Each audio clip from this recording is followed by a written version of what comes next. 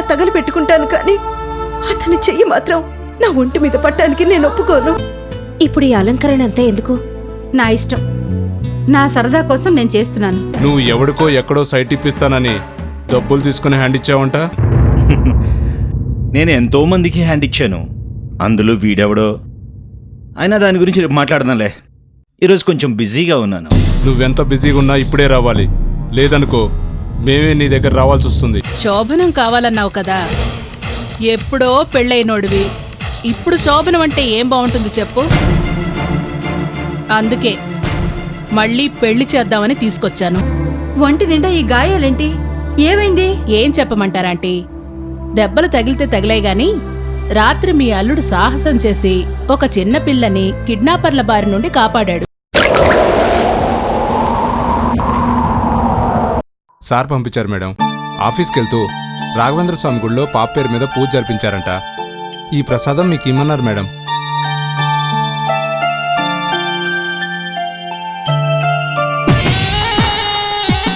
Sir, మీరు చెప్పినట్లే ప్రసాదంలో విషయం కల్పించాను సార్. ఎనీటైం మీరు సావార్త వినొచ్చు. Very good. నువ్వు వెంటనే అక్కడి నుంచి వచ్చేయి. ఏంటి మమ్మీ అది? డాడీ రాఘవేంద్ర స్వామి ప్రసాదం పంపించారమ్మా. నాకేం మమ్మీ, నేను తింటాను. అబ్బబ్బా, అన్నిటికీ తొందరే, పెడుతున్నానుగా.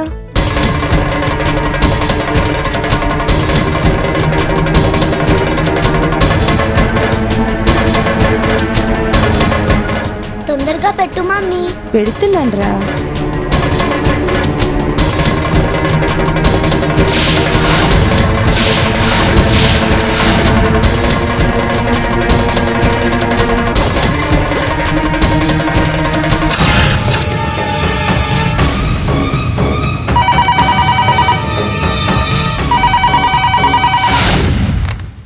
హలో, జనార్దన్ గారు ఉన్నారా అండి?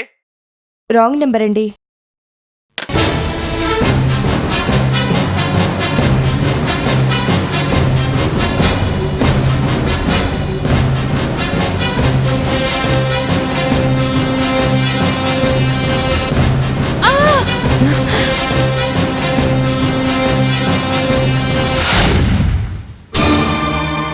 ఏమైందాయా?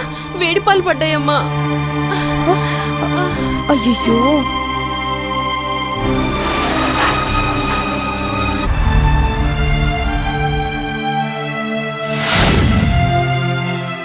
రాయా, బర్ణాలు రాస్తాను.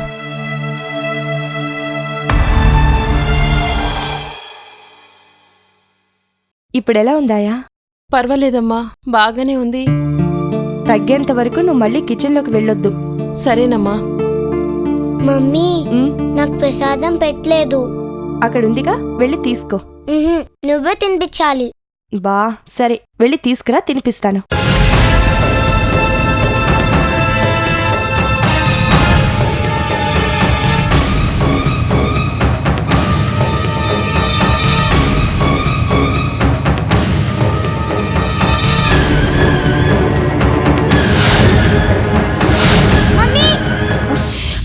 ముని, ముని, ఇంట్లో కూడా ఈ పరిగేంటమ్మా? చూడు ఎలా పడిపోయావో.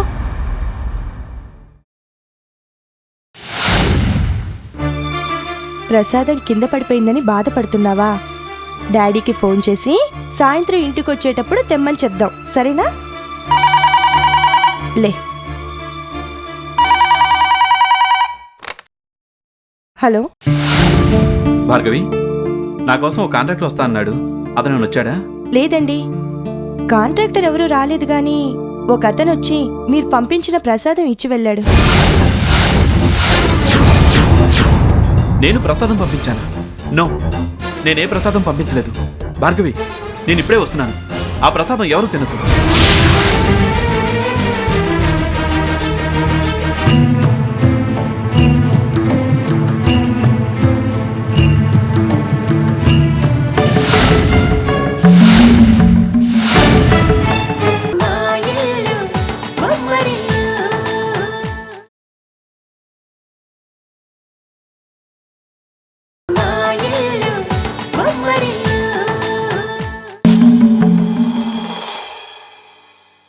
మీ అనుమానం కరెక్టే. ప్రసాదంలో సైనైడ్ కలిసింది.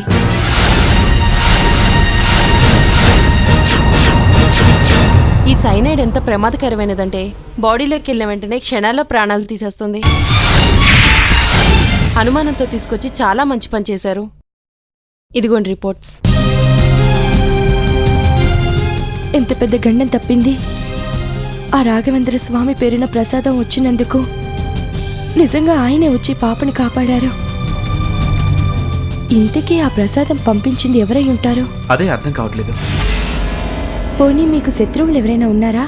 నా జీవితమే నాకు శత్రువై బతుకుతున్నవాణ్ణి. ఇక నా జీవితంలో శత్రువులు ఉండటంలో ఆశ్చర్యం ఉంది. కాకపోతే మన మీద విషప్రయోగం జరిపించేంత శత్రువులు ఎవరున్నారా అని ఆలోచిస్తున్నాను. పోలీస్ కంప్లైంట్ ఇస్తే వాళ్ళే తెలుసుకుంటారు కదా. పైగా ఇలా ఇంకోసారి చేయకుండా ఉంటారు. ఇది పోలీసులతో తెలియ వ్యవహారం కాదు. ఎవరో ఏమిటో నేనే తెలుసుకుంటాను. వెళ్దాం పద.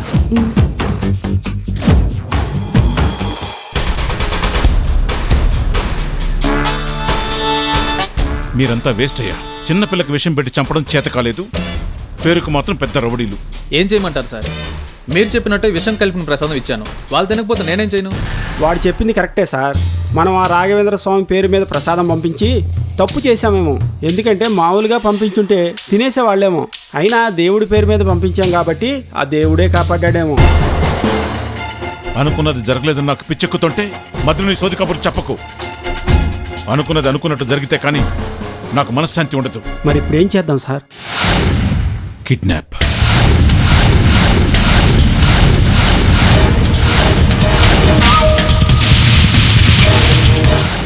పాపని కిడ్నాప్ చేద్దాం. పాపను కిడ్నాప్ చేసి ఏం చేసుకుంటాం సార్? చెమ్మచక్కలు ఆడుకుంటానయ్యా. ఏం చెయ్యాలో నాకు 1,00,000 ఆలోచనలున్నాయి. ఆ బిడ్డను అడ్డం పెట్టుకొని అవినాష్ని బెదిరించవచ్చు. లేకపోతే ఆ బిడ్డను మనమే చంపేసి ముందే అనుకున్నట్టుగా నేరం భార్గవి మీదకి తోసేయచ్చు. కానీ ఏం చెయ్యాలన్నా పాపని కిడ్నాప్ చేయాలి. రేపటికల్లా ఆ పాప నా దగ్గరుండాలి. ఆ పని నేను చూసుకుంటాను సార్.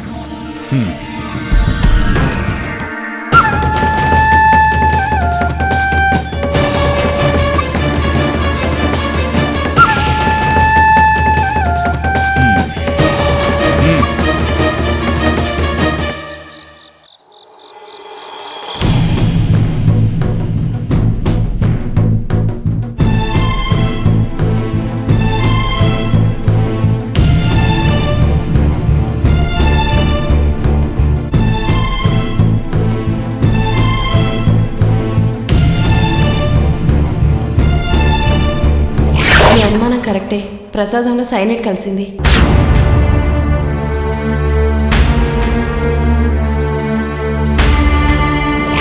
ఈ సైనైడ్ ఎంత ప్రమాదకరమైనదంటే బాడీలోకి వెళ్ళిన వెంటనే క్షణాల్లో ప్రాణాలు తీసేస్తుంది.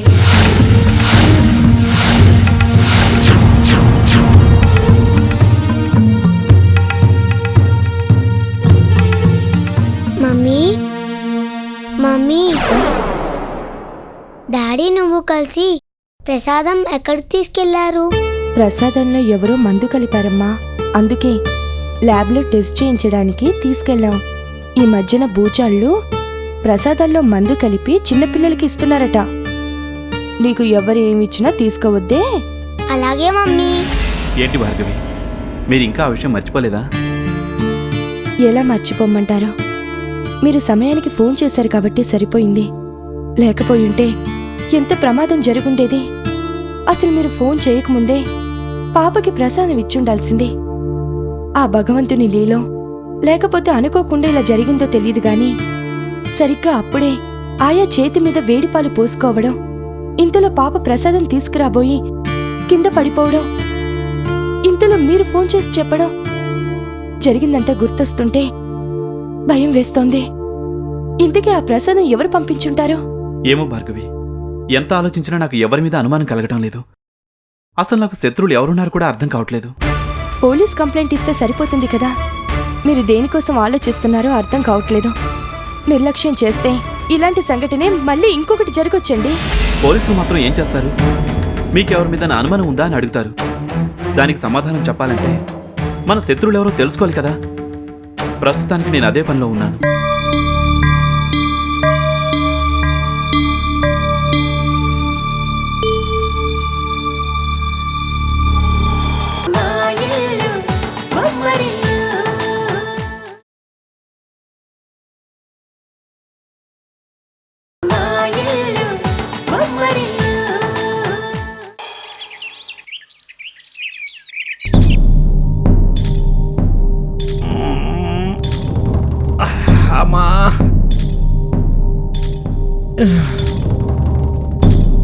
అబ్బా, ఈ నొప్పులేంట్రా బాబు, ఒళ్ళంతా పులిసిపోయింది.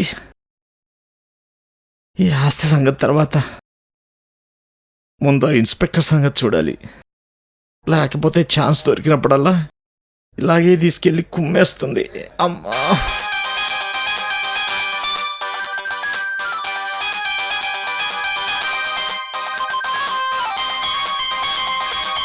ఇదొకటి ఏదో కొంపలంటుకు పోయినట్టు గంటకోసారి ఫోన్ చేసి చావగొడుతోంది. చెప్పు మాయా. నువ్వే చెప్పాలి, ఎలా జరిగింది నీ శోభనం? అయినా నిత్య శోభన పెళ్లి కొడుకు కదా, నీకేంటి, బాగానే జరుగుంటుందిలే. శోభనమే కర్మ, ఏకంగా పెళ్ళే చేసేసారు. దాని గురించి ఇప్పుడు ఎందుకులే కానీ, నువ్వెందుకు ఫోన్ చేసావు ముందు చెప్పు. ఏం చెప్పమంటావు? నువ్వేమో అక్కడ హ్యాపీగా సెటిల్ అయిపోయావు, ఇక్కడేమో ఆ దాస్గాడు నా ప్రాణాలు తోడేస్తున్నాడు. మళ్ళీ వాడెందుకు వచ్చాడు? ఇప్పటికే 2 సార్లు వచ్చి డబ్బులు తీసుకెళ్ళాడు కదా. మన జుట్టు వాడి చేతిలో ఉన్నంత కాలం వాడెన్నిసార్లైనా వస్తాడు. వాడితో పట్టు నా వల్ల కావట్లేదు. ఏదో ఒకటి చేసి వాడు గొడవ లేకుండా చూడు. వాడు పెద్ద తలకాయ నొప్పిలా మారిపోయాడే. బ్లాక్మెయిల్ చేయడానికైనా ఓ హద్దంటూ ఉండాలి. ఎన్నిసార్లు వచ్చి డబ్బులు తీసుకెళ్తాడు? ఇదిగో ఇలా ఫోన్లో మాట్లాడితే తెలియ విషయం కాదు కానీ, నేనే వచ్చి వాడి సంగతి తెలుస్తానుండు.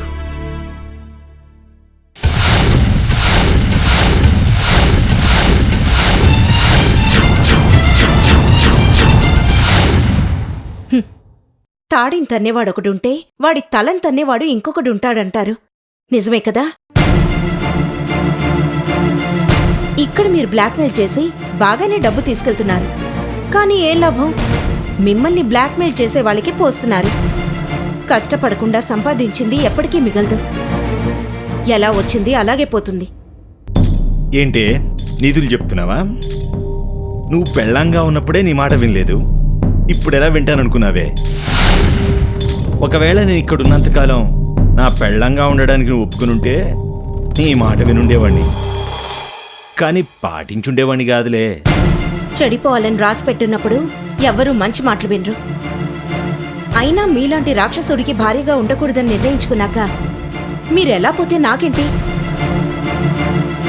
నా బాధంతా ఒక్కటే, ఎవరి జీవితాల్లో అయితే సంతోషాన్ని నింపడానికి నేను కూతురుగా వచ్చానో వాళ్ళకి నా వల్లే కష్టాలు వస్తున్నాయి. అది నాకిష్టం లేదు. చెప్పండి, ఎందుకిలా చేస్తున్నారు? నా ఆస్తి మొత్తం తీసుకున్నారు, అది సరిపోలేదా? ఇంకా ఎందుకిలా పట్టి పీడిస్తున్నారు? నువ్వు మరీ లాయర్లా అడిగిన ప్రశ్నే అడుగుతున్నావే. ఎక్కడ రూపాయి దొరుకుతుందా నొక్కేద్దామా అన్న క్యారెక్టర్ మంది. ఇంత ఆస్తి దక్కే ఛాన్స్ ఉన్నప్పుడు ఎలా వదిలేస్తాననుకున్నావే? వదిలేయాలి, లేకపోతే నిన్న పోలీసుల చేతుల్లో తన్నులు తిన్నట్టే ఇంకా చాలా పరిణామాలు ఎదుర్కోవాల్సి వస్తుంది. నాకు తెలిసే, నీ డాక్టర్ బాబు నువ్వు కలిసి రాత్రి ప్రోగ్రాం క్యాన్సిల్ చేయడానికి పోలీసులతో ప్లాన్ వేశారని నాకు బాగా తెలుసు. అయినా ఈ మాత్రం దానికి భయపడి ఎలా వెళ్తాననుకున్నావే? ఒకవేళ వెళ్లాల్సి వచ్చింది అనుకో, నిజం బయటపెట్టి ఈ ఇంటికి నిప్పంటించి వెళ్తాను గాని మామూలుగా చేతులు ముడుచుకుని వెళ్ళను. సరే, మీకు కావాల్సింది డబ్బే కదా. దానికోసం ఇలా ప్రతిక్షణం నరకం అనుభవించడం నా వల్ల కావట్లేదు. మీకెంత కావాలో చెప్పండి, నాన్నగారితో మాట్లాడి ఒకేసారి ఆ డబ్బు మీకు ఇప్పిస్తాను. మళ్ళీ ఇంటి వైపు కూడా చూడకుండా వెళ్ళిపోండి, సరేనా? మొత్తానికి దారిలోకి వచ్చాం. ఇప్పుడు నాకు నచ్చావే. అయినా ఇది 1 టైం సెటిల్మెంట్తో తీరే వ్యవహారం కాదే. కొంచెం ఆలోచించుకొని చెప్తానులే. చెప్తా. అబ్బో, ఇరగ గుమ్మేసింది.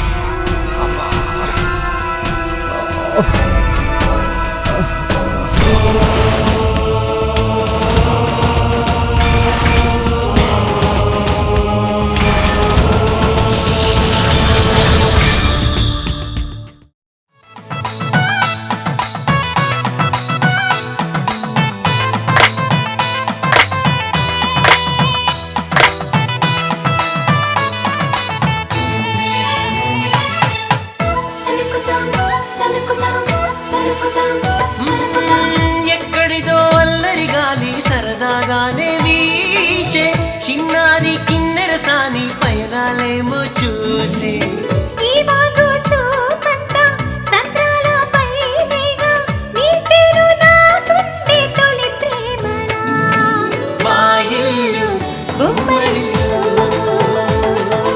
అందాల హరివిల్లు మా ఇల్లు బొమ్మలు